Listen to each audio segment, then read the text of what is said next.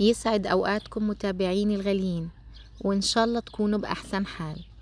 رجعت لكم اليوم فيديو جديد من روتيني اليومي في الحرب وكيف عايشين.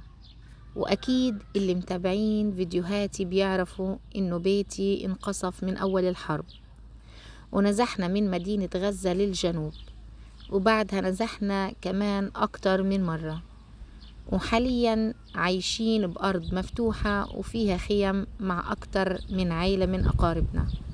بنحاول قدر الإمكان نتعايش مع الوضع لأنه صار لنا أكتر من 7 شهور. بيبدأ يومي إنه لازم أعجن عشان نوفر الخبز، لأنه المخابز أغلبها انقصفت، واللي موجود منها لازم الواحد يقف طابور طويل. وموجود بقناتي فيديو الخبز كيف عملته بالتفصيل على الطابون وعلى المقلاة.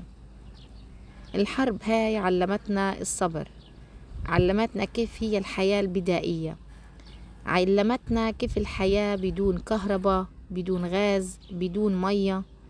قصة المية لحالها معاناة. المية مش متوفرة، لازم الواحد يطلع مشوار ياخد معاه إقلان عشان يعبي من أماكن معينة بتعبي فيها المية. يعني غلبة ومشوار ووقت، وطبعا حتى الكمية اللي بناخدها كمية قليلة، فبنضطر نطلع أكتر من مرة عشان نعبي مية. وبعد ما خلصنا خبيز بيجي وقت الفطور. طبعا فطور بسيط من الموجود، ربنا يديمها من نعمة ويحفظها من زوال. بنحضر الفول مع الدقة، وطبعا لازم يكون معاه زيت الزيتون.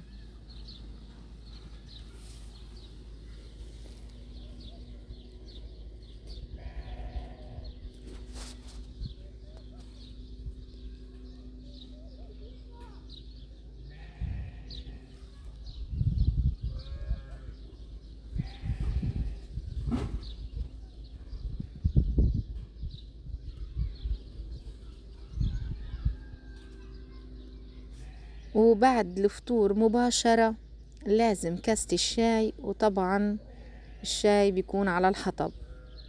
قبل الحرب ما جربت الأكل على الحطب، لكن مع الحرب لقيت إنه إله فعلا نكهة مميزة.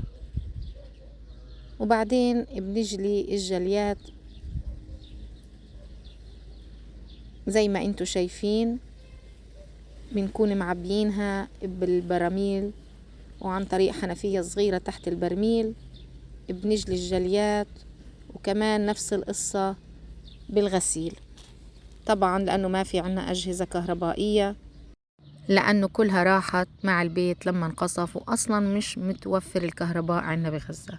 هلأ بنيجي لتحضير الغداء.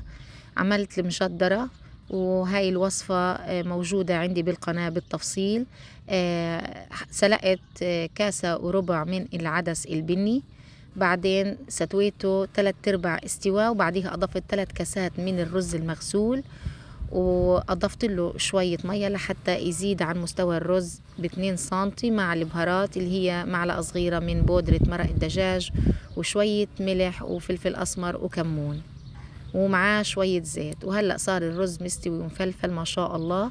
بعديها قليت 5 بصلات مقطعين شرائح لحتى يصير مقرمش ولونه مثل ما هو واضح بالفيديو.